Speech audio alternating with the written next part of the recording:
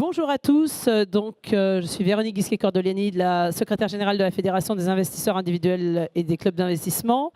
Et nous recevons là Monsieur Gérard Tremblay, PDG et cofondateur de la société Osmosis, qui va nous parler un petit peu plus en détail de sa société. Alors, quand avez-vous décidé de créer un leader européen des services connectés pour les campings et villages de vacances ? Oui, bonjour, Gérard Tremblay, je suis le PDG de la société Osmosis. Et j'ai décidé de créer avec mon associé Yves Boulot, ici présent au premier rang, la société Osmosis il y a 12 ans.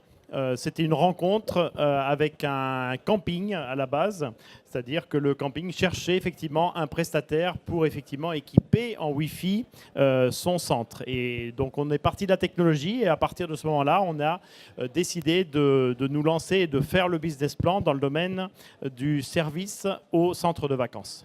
Alors, votre activité actuelle, pour mieux la comprendre, ça va être en lien avec le marché des objets connectés.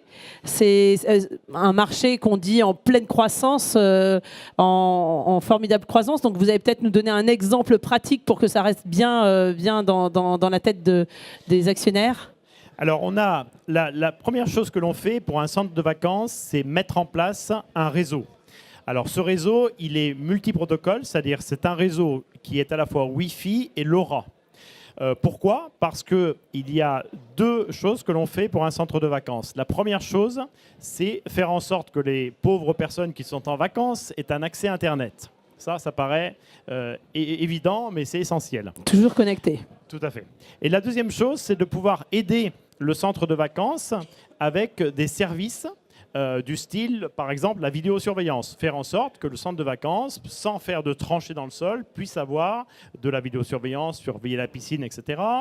Puisse avoir, par exemple, aussi des serrures connectées. Il faut savoir que dans les centres de vacances comme un camping, vous ne retrouvez pas pour l'instant ce que vous avez dans les hôtels. Dans les hôtels, vous avez une carte plastique qui vous permet d'ouvrir la porte. Dans un camping, ça n'existe pas encore. Vous avez la clé métallique qui permet d'ouvrir la porte.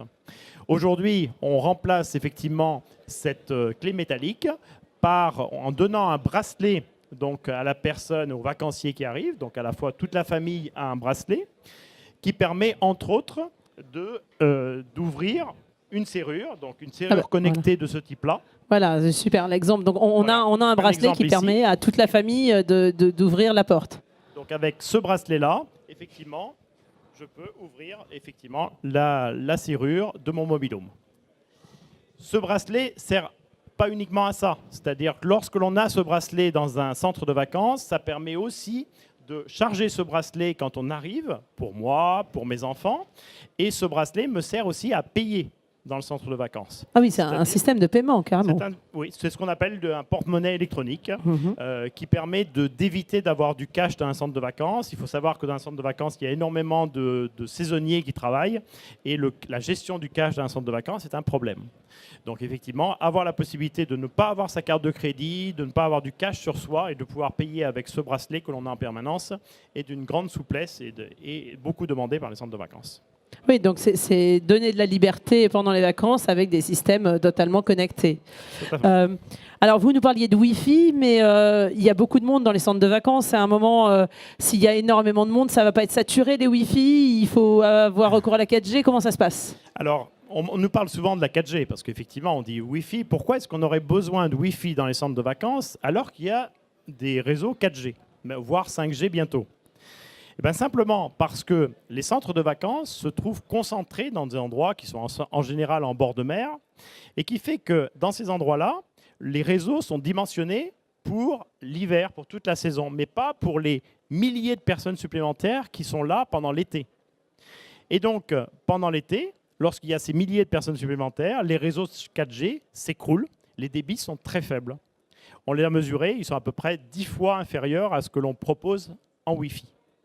Donc voilà, et ça, c'est en plus amplifié par le fait qu'il y a eu le roaming en Europe, c'est-à-dire qu'aujourd'hui, quelqu'un qui vient de Belgique, qui arrive en France, il va pouvoir utiliser le réseau d'Orange, par exemple, sans avoir à payer à Orange.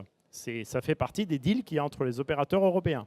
Ça fait perdre 1 milliard d'euros aux opérateurs français, mais l'opérateur français n'est pas incité vraiment pour investir dans des infrastructures supplémentaires pour essayer d'accommoder ce pic qui est dû principalement pendant quelques mois l'été.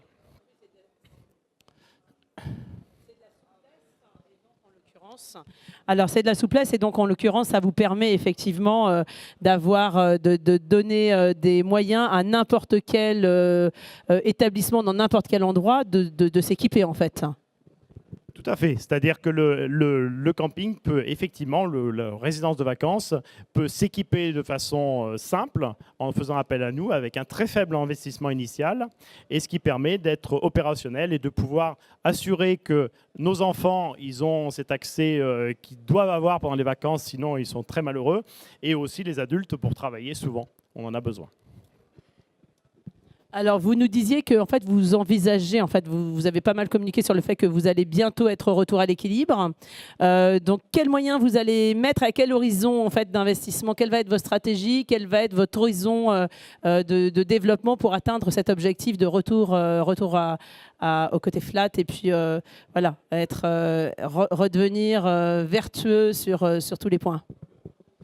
Donc on a eu effectivement un petit accident l'année de l'introduction en bourse. Voilà, c'est effectivement mon associé et moi, le fait de passer 5 mois à Paris alors qu'on est utile effectivement dans notre société, bon ça le montre. On a corrigé ça, c'est-à-dire qu'effectivement cette année, à fin août 2018, on est légèrement négatif en termes de résultats, mais en fin août 2019, on sera positif en termes de résultats. Avec deux choses. La première chose, c'est une croissance organique qui se confirme de nouveau. Et d'autre part, de la croissance externe. Donc, de la croissance externe, on a déjà fait une opération de croissance externe en novembre 2017 avec une petite société qu'on a rachetée pour 700 000 euros pour avoir le système de réservation qui est associé au camping, aux résidences de vacances, qui est le nœud central où il y a le compte du vacancier dedans. Donc c'est un nœud central par rapport à une serrure connectée, etc. Il y a toute l'information qui concerne le vacancier. Mais aussi faire une nouvelle opération de croissance externe qui va nous permettre non pas de rajouter une brique technologique, mais aussi d'augmenter notre parc. C'est-à-dire qu'aujourd'hui, on peut l'augmenter de façon organique, mais on a aussi, dans les 2 mois qui viennent, on va vous annoncer une croissance organique qui va se faire avec un concurrent français. Alors, la société dont vous parlez, c'est Loomis, hein, la société que vous avez acquise. Alors, tout à fait, Logmis, oui. Voilà. En fait, comment se répartit votre chiffre d'affaires? D'une année sur l'autre, est-ce que vous avez une récurrence de ce chiffre? Est-ce que vous avez les mêmes clients? Comment un peu ce développement commercial se fait? Alors, effectivement, on a la particularité, on est opérateur de service. Ça veut dire qu'on ne vend pas de matériel. Tout notre matériel est loué. Et donc, c'est du récurrent. On génère du récurrent en permanence dès qu'on signe un contrat. Ça veut dire qu'on a besoin d'investir. On a besoin effectivement de dépenser du cash quand on installe le matériel, que ce soit un réseau Wi-Fi ou LoRa ou bien des serrures connectées, par exemple. On a besoin d'investir. On a un retour sur l'investissement qui se fait en moyenne sur 2 ans. Mais on a une usine à cash dans le sens où le 1er janvier de chaque année, on a 85% de notre chiffre d'affaires qui est fait. Donc même si aujourd'hui on arrêtait l'acte commercial, on a ce que les investisseurs appellent une petite vache à lait, voilà, qui fonctionnerait, qui générerait du cash pendant plusieurs années, puisque tous nos contrats sont de 5 ans minimum. Ça veut dire que tous les investissements qui sont supérieurs à 2 ans, ça rentre du cash directement. Alors, absolument. Tous nos contrats sont de 5 ans et donc rentrent du cash à partir de 2 ans. Ouais, tout à fait. Alors, vous êtes entré en bourse en 2017. Vous avez souhaité avoir des actionnaires individuels. Vous avez eu un grand succès parce que vous avez eu 2000 actionnaires individuels et vous êtes présent aujourd'hui sur Actionnariat. Donc, pourquoi cet intérêt pour les actionnaires individuels et qu'est-ce que vous faites pour eux? Alors, ça a été un point, j'allais dire, non négociable au moment de notre introduction en bourse. C'est-à-dire que la banque introductrice, son intérêt, c'est de faire rentrer dans le capital de notre société que des institutionnels. On a insisté et on a eu gain de cause pour effectivement la moitié des investisseurs au départ soient des particuliers. Et il y a eu effectivement ces 2000 particuliers qui sont rentrés dans notre capital. Pourquoi ? Avant tout, pour nous, les particuliers, c'est une question de stabilité. C'est-à-dire qu'aujourd'hui, on considère qu'un particulier qui investit, ce n'est pas pour spéculer sur la semaine, mais c'est simplement pour investir à nos côtés, Yves et moi, pour une période de quelques années, le temps, effectivement, de faire progresser cette société dans laquelle on croit beaucoup et dans laquelle on s'amuse bien. Et de la même façon, en fait, en tant qu'entrepreneur et fondateur, cofondateur, effectivement, vous êtes investi au capital. Ça, c'est important, je pense, pour les actionnaires individuels. On a, avec Yves et moi, on a gardé les actions que l'on a depuis l'IPO. Il n'y a pas eu de vente de fait d'aucune des actions. Au contraire, il y a eu récemment, même moi, j'ai racheté des actions de la société, compte tenu du fait qu'on a fait l'introduction il y a 18 mois à 10,5 € et qu'aujourd'hui, l'action vaut 5,2 €. Donc c'est un prix aujourd'hui qui, pour moi, justifie d'en acheter. Et d'ailleurs, j'en ai acheté moi-même. Voilà. Alors, c'est vrai qu'il faut rappeler que c'est dans les périodes agitées de marché, en fait, qu'il faut intervenir. C'est pas, on n'investit pas dans les entreprises quand on a 3 ans de hausse derrière nous. On investit justement quand les marchés ont pris, on va dire, une bonne claque. Et c'est à ce moment-là. Alors, vous avez un site internet sur lequel les actionnaires peuvent se connecter. Tout à fait. On a le site donc www.osmosis-bourse.com sur lequel vous avez toute l'information, des communiqués, des rapports financiers, etc. nous concernant. Et vous êtes éligible au PEA? On est tout à fait éligible au PEA, oui. PEA, PME, oui, absolument. D'accord. Écoutez, merci beaucoup. Puis merci de nous avoir montré en physique le produit, parce que c'est très important de pouvoir se rendre compte.